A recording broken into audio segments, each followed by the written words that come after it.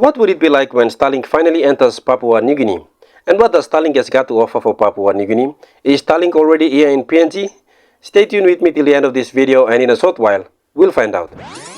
For those of us who may not know what Starlink is a low Earth orbit satellite constellation internet company birthed by its parent company, the SpaceX, based in USA, owned by this guy.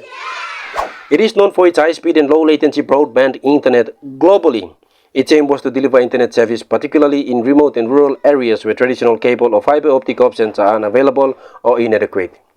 Though recently introduced, unlike the other high-tech internet companies, it has started to gain momentum not just in USA but to the far ends of the earth. Up to 37 countries around the world have already subscribed into Starlink internet services. Starlink is a satellite broadband service that is currently active in 37 countries across the globe. The fact is that it does not need highly sophisticated towers and complicated cables, but only a ground satellite connected to a Wi-Fi router that is all the more connected directly to a network of thousands of small satellites in low Earth orbit that makes it uniquely fascinating. It is uniquely fascinating in a sense where it will revolutionize the digital era, in that people can still access high-speed internet service regardless of their geographical locations and even during disaster crises. You know, when we had the tragic Hurricane Helene, and it hit North Carolina, they were really devastated. The water, this was a big water, as big as we've ever seen, water hurricane. It built lakes out of nothing. Fields became lakes, and the danger was unbelievable. And the people from North Carolina came to me and they said, would it be possible, at all possible, for you to speak to Elon Musk? We need Starlink. I said, what's Starlink? It's a form of communication. So I called Elon, and I'll tell you what, he had, and it was very dangerous. People would die. They had no communication. All the wires were down. I called Elon Musk. I said, Elon, you have something called Starlink. Is that right? Yes, I do. What the hell is it? He said, it's a communication system that's very good. I said, Elon, they need it really, really badly in North Carolina. Can you get it? He had that there so fast. It was incredible. And it was great. It saved a lot of lives. He saved a lot of lives. So what does Starlink has got for Papua New Guinea?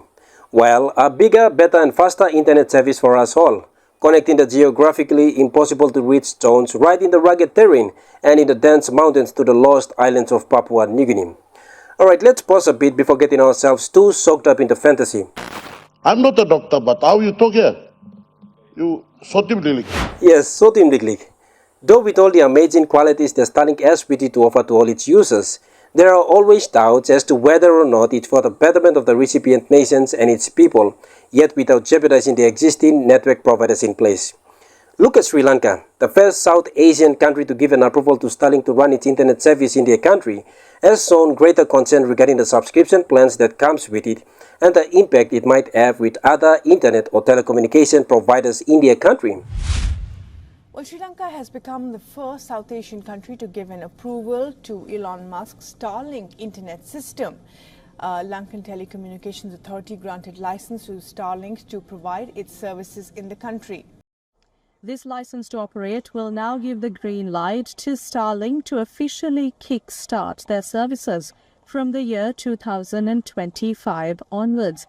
This is a landmark moment for Sri Lanka, provided that broadband services in the country are predominantly dominated by a few number of service providers. Nevertheless, there will be questions regarding the affordability of Starlink services, especially provided that this is a service that benefits those in rural areas. However, its subscription plans amounting in US dollars may not be the most cost-effective for the average rural Sri Lankan. Reporting for WION World is One from Colombo, I'm Dasunia Tauda. Is Starlink subscription plans really costly? What do you think? Do your research and tell me in the comment section below.